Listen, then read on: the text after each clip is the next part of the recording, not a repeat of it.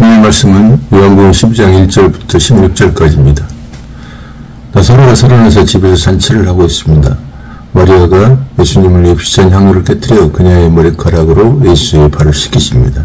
긴 머리는 여자의 영광입니다.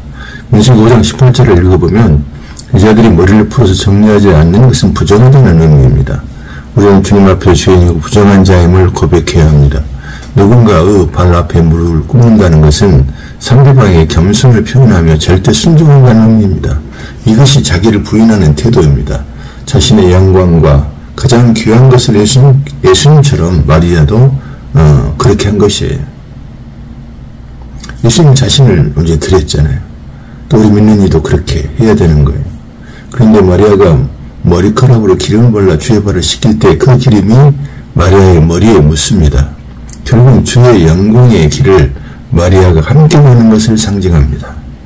예수를 초심으로 섬기면 우리도 예수의 영광에 참여하게 됩니다. 그러나 마리아의 헌신을 목사들이 헌금 강조용으로 쓰면 안 됩니다. 그게 나쁩니다. 항상 하는 걸 예수님은 어떻게 이용해 먹으려고 그래요.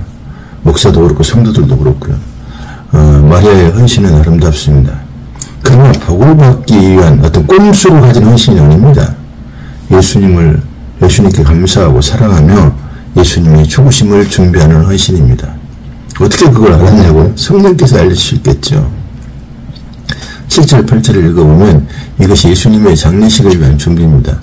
예수님의 죽음이 나사로를 살리십니다. 예수가 우리 대신 죽었잖아요. 사실은 우리가 예수 죽인 살인자들입니다. 그래서 우리가 살게 된 것은 예수의 죽음 때문이죠. 그래서 마리아 향유 헌신을 성령이 성경에 기록한 것이에요. 마리아에게 성령의 은혜를 주셔서 예수의 죽음을 준비하게 합니다. 마리아의 이 사건이 마가복음, 누가복음에서는 복음이 전해진 곳마다 이 사건이 전해진다고 말씀하셨습니다. 그러니 우리가 복음을 들을 때 마리아의 사건을 듣지를 못하죠. 그러나 예수님 복음을 전할 때마다 이 사건이 전해진다고 했습니다.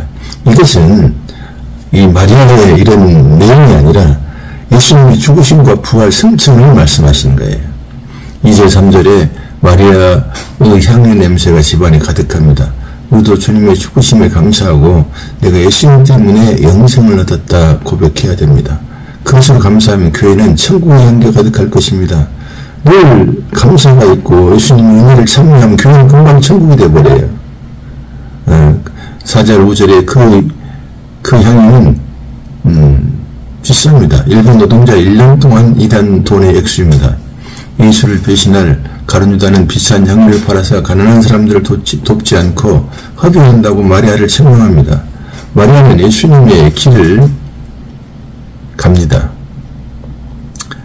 그러나 종교와 사탄은 비난합니다. 6절에 성령 가룟 유다가 가난한 사람을 위하지 않는다라고 성경에 기록을 합니다. 그러나 도적이라 헌금을 도둑질한다고도 고발합니다. 7절에 그리고 예수님 마리아의 편에서 말씀하십니다. 마리아는 나의 장례식을 위한 것이니 그녀를 가만히 두라고 말씀하십니다.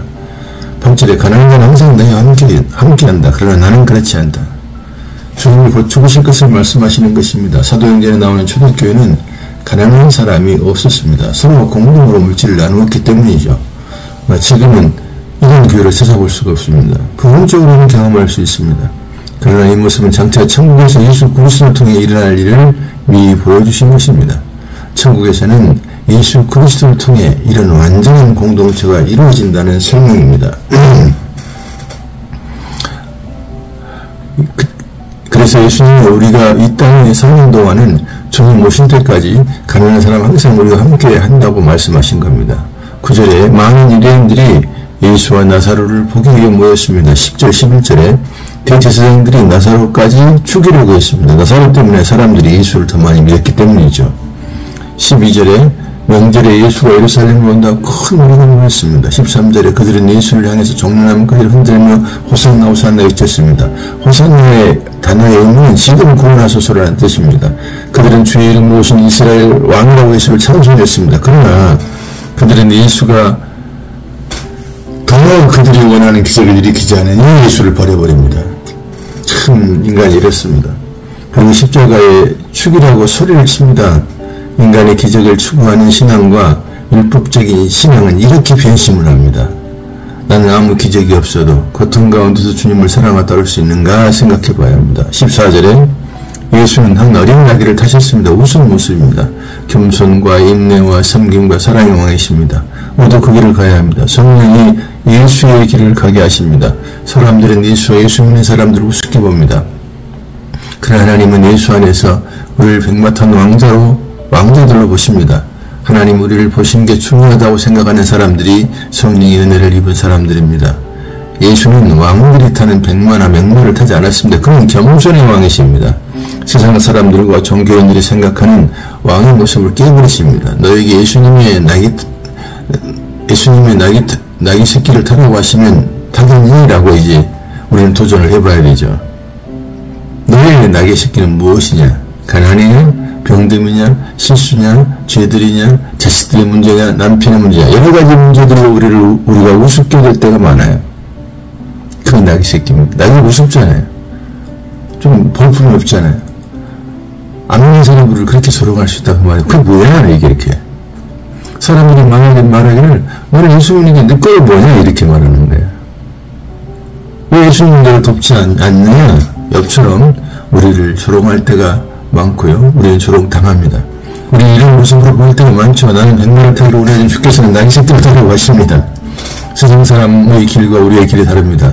백마든 나귀 새끼든 주 뜻대로 우리는 하면 됩니다. 15절에 시온에 따라 두려워 말라 너의 왕이 나귀 새끼를 타고 오신다고 스가랴서 9장 9절에 말씀하고 있습니다. 예수는 하나님의 말씀대로 예언대로 움직이십니다. 우리는 자신의 원함이나 생명을 따라서는 안 됩니다. 우리는 주의 말씀을 따라 움직이는 사람이 되어야 됩니다. 아멘. 16절에 예수의 제자들이 채웠네. 이 생명을 이해하지를 못했습니다. 예수께서 영광을 받으신 후에야 스가랴서 9장 9절이 예수에 대한 기록인 것을 알았습니다.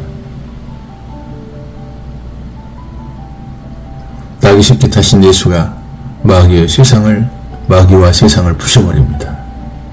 약함이 강함을 이깁니다. 아멘. 요한복음 10장 20절부터 50절까지 말씀입니다. 세상에는 두 종류의 사람만 있습니다. 자기 자신을 예배하는 사람과 하나님을 예배하는 사람이 있습니다. 자기를 자랑하는 사람들은 자신을 예배하는 사람들입니다. 자신의 가치를 높이고 영광을 받으려는 것이죠. 자기가 살기 위해서는 상대방을 먹습니다. 바리새인들은 그들의 힘을 이용하여 예수를 죽였습니다. 강자는 약자를 먹습니다. 이 세상은 짐승의 세상과 같습니다. 강자는 약자를 먹어서 사람들을 지옥으로 끌고 갑니다. 뱀이 흙을 먹는 것과 같은 이치죠. 이것은 사단의 원리입니다. 이런 사람들 때문에 교회는 타락하게 됩니다. 이것은 죽은 자들의 예배입니다. 우리의 최고의 가치는 예수 그리스도입니다. 예수는 상대에게 먹힘이 되었습니다. 예수는 자신의 생명을 내어주었습니다. 강자가 약자에게 먹힌 것이에요. 예수가 나를 먹으라 내 피를 마시라고 하였습니다. 그리고 십자가에서 죽으심으로 먹힘이 되었습니다. 이렇게 해서 하나가 되어 자기 백성을 천국으로 이끌어 가십니다. 이것이 예수의 방식입니다. 우리는 예수만을 자랑해야 합니다. 우리는 하나님께만 영광을 돌려야 합니다. 이것이 참된 예배입니다. 구원받는 사람은 자기 자신의 영광을 구하는 것을 내려놓고 하나님께만 영광을 올려드립니다. 20장 20절 22절에 명절에 헬라의 이방 사람들이 예수를 만나기 위해 왔습니다. 23절에 예수는 내가 영광을 받을 때가 왔다고 말씀하고 있고요. 그것은 예수님이 십자가의 죽으심으로 아버지의 뜻을 이룰 때가 온 것을 말합니다. 아버지의 뜻을 알아서 그 뜻에 순종하는 것이 영광스러운 삶입니다. 24절에 예수님은 자기 자신을 하늘의 미랄로 비유하셨습니다. 하늘의 미랄이 땅에 심겨져 죽는 것을 통해 자신이 십자가에 죽는 것을 설명하고 있습니다. 미랄의 속 생명은 미랄의 껍질을 죽이며 살아납니다. 예수님의 육체가 죽으심으로 그의 속 생명이 우리에게 많은 영생을 얻게 됩니다. 성경은 항상 예수 그리스도와 예수의 십자가를 말씀하십니다. 25절에 자기 생명을 사랑하는 자는 영생을 잃을 것이다. 그러나 자기 생명을 미워하는 자는 영생을 보존하게 된다고 말씀하고 있습니다. 미랄의 껍질이 죽지 않으면 하늘 그대로 있고 죽으면 많은 열매를 맺게 됩니다. 26절에 주님을 섬기려면 주님을 따라야 합니다. 예수를 섬기는 사람은 하나님께서 귀하게 계십니다. 27절에 예수님이 고통을 말하는 것은 인간의 죄로 인해 하나님께서 고통받는다는 것을 알게 하기 위함입니다. 28절과 30절에 예수님의 기도에 하나님이 응답하십니다. 하나님께서 나는 너로 인해 영광을 받았고 받을 것이라고 말씀하셨습니다. 31절 36절에 예수님이 들림을 받으면 세상의 심판을 받고 세상 임금이 쫓겨나게 된다. 죄 없는 예수를 죽인 세상은 하나님 앞에서 그들은 죄인으로 심판을 받습니다. 마귀는 예수 안에 있는 사람들을 더 이상 종으로 잡을 수 없습니다. 유대인들은 무슨 말인지를 모릅니다. 예수는 빛이 있을 동안에 예수를 믿어 빛의 아들이 되라고 하십니다. 우리는 우리가 죄인이고 예수가 나의 유일한 구원자라고 믿는다면 그는 빛의 아들인 것입니다. 30절 41절에 예수는 많은 표적을 행하였으나 그들은 믿지 않았습니다. 이사야서 예언되어 있습니다. 결코 그들이 보고 들어도 믿지 못한다는 것입니다. 자기의 가치나 자기의 자랑이나 자기의 영광을 갈망하는 사람들은 예수를 믿을 수가 없습니다. 42절 43절에 그들은 사람을 두려워하고 사람의 영광을 하나님의 영광보다 더 사랑합니다. 그런 예수를 믿을 수가 없죠. 44절 45절에 예수는 말했습니다. 나를 믿는 자는 나를 보내신 하나님을 믿는 것이다. 나를 보는 자는 나를 보내신 하나님을 보는 것이다 고 말합니다. 46절에 예수는 빛으로 세상에 왔습니다. 예수 믿는 사람은 어둠에 거하지 않습니다. 주님이 오신 것, 47절에 주님이 오신 것은 세상을 심판하기 위함이 아니라 세상을 구원하러 왔다고 말씀하십니다. 48절에 심판자는 하나님이셔 그 말씀이 심판한다 합니다. 49절 50절 예수님의 말씀은 아버지께서 하신 말씀입니다. 그 말씀이 영생입니다. 우리는 늘 주의 말씀을 묵상하고 영생을 누려야 되겠습니다. 그 말씀이 실제요 실상이요 진리입니다. 그 말씀을 따라 살 때, 그 말씀을 따라 사는 은혜가 우리에게 주어질 때 허상의 삶이 아니라 실상의 삶을 삽니다. 가짜 삶이 아니라 진짜 삶을 산다 그 말입니다. 마귀 자식으로 사는 것이 아니라 하나님의 자식으로 살게 되는 것입니다. 주의 은혜가 우리 모두에게 넘치길 주의 이름으로 축복합니다. 아멘.